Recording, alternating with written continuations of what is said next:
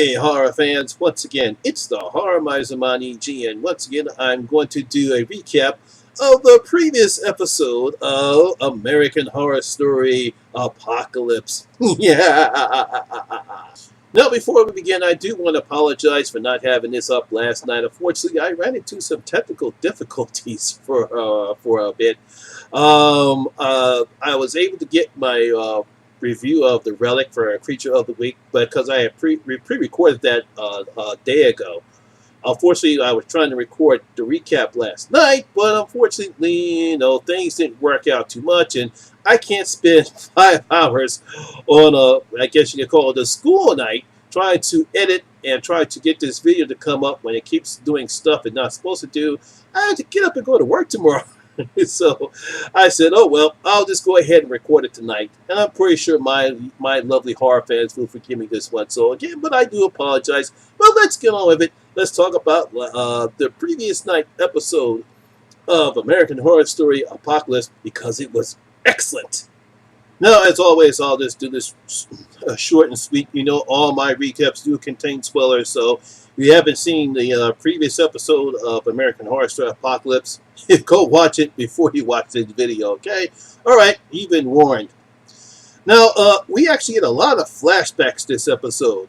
Before we get the flashbacks, we do see that Coco, Mallory, and Dinah have been reborn. They were resurrected in the last week's episode of American Horror Story, and they are freaking out because they don't know what they're doing. Now, Dinah is the only one that says that, hey, look, she knows who she is. Now, we do get some clues of who she might really be, but we really don't know if that's her or not, and I won't say anything, but I do have my suspicions. But we don't know who Coco and Mallory are. Then, of course, we finally get introduced. Langdon and the robot Need are introduced to Cordelia, Madison, and Myrtle Snow. And Langdon says, you know what, I've already won because I already destroyed the world. And the witches are there to stop Langdon to do whatever he wants to do before what he wants to call make this new world into his image. Roll those opening credits. Now, we get a flashback that says 3 years before the bombs, and we find out that the outpost used to be this training facility for male witches, better known as warlocks. Unfortunately, unlike their female counterparts, the warlocks are really not that powerful. It seems like they're looking for someone who they believe is called the Alpha, some type of prophesized guy that's supposed to be powerful enough to take over the Supreme, and they can regain their rightful place in the magical world. It sounds like something out of Harry Potter, only more darker. So eventually, the lead warlock named Ariel looks at this video, and we can tell that it's actually Landing being talking to this detective, and all of a sudden he just starts doing this weird telepathic stuff. He breaks the guy's arms and really just shatters his brain, his head apart, almost like Scandal-like style, which I thought was fantastic. We come to an earlier flashback where we see younger Langdon, who is with the real live Need, and she's feeding him breakfast. And we find out that at this particular time, she is a Satanist. She worships Satan. And eventually, but we already know the guy is already evil based upon what we know from Coven. But, my question is, where's Constance? We don't know what, when, or whenever he meets with me. But I'm pretty sure once we see Constance return, where this meeting takes place. I'm pretty sure we'll find out about that. That just let me curious about that, but I find it interesting. And we find the reason why he went to jail. She went to the meat market to get goat's head. Of course, the dude thinks she's crazy, and Landon kills her. Now, eventually, Ariel frees Landon, and they take him back to the outpost, and they decide to go on ahead and train him in the ways of magic. Eventually, about a month later, they give him this series of tests. So they're given a series of tests, divination, teleportation, and controlling the weather, which is simple stuff for a person like Landon. They eventually decide to send word to the Coven people, and well, we get a nice surprise here. Not only do we see Cordelia, we also see Teresa Farmiga. She's back as her character. And we also see a younger version of Mallory, and she seems pretty powerful. They do this little stunt with flowers to make them change colors. Not only does she change colors, she also changed the petals to butterflies. This woman's got some power in her. She actually could be the next Supreme. Pretty interesting. Makes you wonder what's going to happen at what's Mallory's going to do at the end of the season. So the witches go to the outpost, and there the warlocks are there trying to tell them that, hey, look, we think Michael Landon is the alpha, and we want him to go through the 7 Wonders test. But Cordelia is having none of it. She says, no, I'm not doing it. I'm not going to put this guy through it because it's going to kill him. She brings up Maisie Day, which is a nice touch, and how she failed her trials of the 7 Wonders, and she said she's not going to do it because she felt as though it was her fault because she felt she wasn't ready.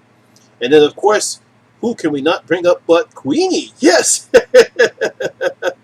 Yeah, she also talks about Queenie, which is pretty interesting because we all know what happened to Queenie in Hotel. Yes. It's great to see that Ryan Murphy and his writers have not forgotten the stories that they've told with all these characters, especially with Hotel and how they intermingle with other stories. And I like the fact that they still kept the continuity with Queenie stuck in the Hotel Cortez. So what does Constance? I mean, not Constance. Cordelia talks about the time that she actually went to the Hotel Cortez and tried to bring Queenie out, and she couldn't. She tried and tried and tried, and she couldn't bring him out. And not only do we get Queenie, we also get Evan Peters as one of my favorite characters, Marks. Yes, he was one of my favorite characters in the season of Hotel, and he's there just being his great witty self, laughing at Constance, telling her it's a futile attempt to try. And every time she tries, she ends up right back playing cards. She later tells the warlocks that's because the hotel is under control of a literal ding-dang devil, and her powers were useless inside. I wonder, could that be Langdon? Because Langdon here overhears them. He goes and easily brings Queenie out of the hotel. Even Queenie is shocked that she's now out. He tells her, we got one more person to pick up. I wonder who could that be? Why, it's Madison. Now, we all know what happened to Madison in the hotel. She was strangled to death. No doubt by Evan Peters' character in that show, which I thought was funny. She's now in her own personal version of hell. She's in this hell version of Kmart, and all the people are just ragging on her thoroughly. I mean, it's a home personal hell. That's what she's there. She's made to suffer for all the time that she's there. Landon goes there and easily pulls her out too. It's just fantastic.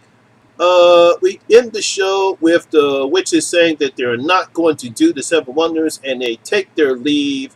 Oh yeah, by the way, there was this great line that Myrtle Snow tells the warlocks that men have testosterone, and they can't, because of that, they can't enter into the, I think it's the ethereal world. She said testosterone is a known inhibitor. It expedites the access to the ethereal realm, which I thought was a funny line, by the way. And they're about to leave, and next thing you know, we see Langdon walking up with Queenie and Madison. And only thing Cordelia can do is just look with a shock of her face and just totally faint. Well, Landon just stands there and glares. He says, yes, I'm the shit. So that was a very interesting episode. It was nice to see Evan Peters once again as Marks, because I truly love that character a lot. It was nice to see Teresa Farmiga back as her character, and I think it's Gibrio. I'm going to screw her name up, but we know her name.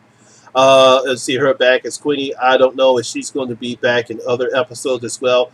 It's pretty interesting to see what's going to take place now that hopefully we're going to get back into this meeting of the minds between Cordelia and Langdon, and whether or not she's powerful enough to stop him. And I'm pretty sure that's the reason why she got the other witches. And it's going to be interesting to see, you know, who is Mallory and who is Coco, and why did they bring those two back? Especially Coco. I really would like to see what she is. That would be pretty interesting. So I'm pretty happy. I'm pretty satisfied of where the story is going, as we got a great episode last night. I mean, not last night, the previous night before.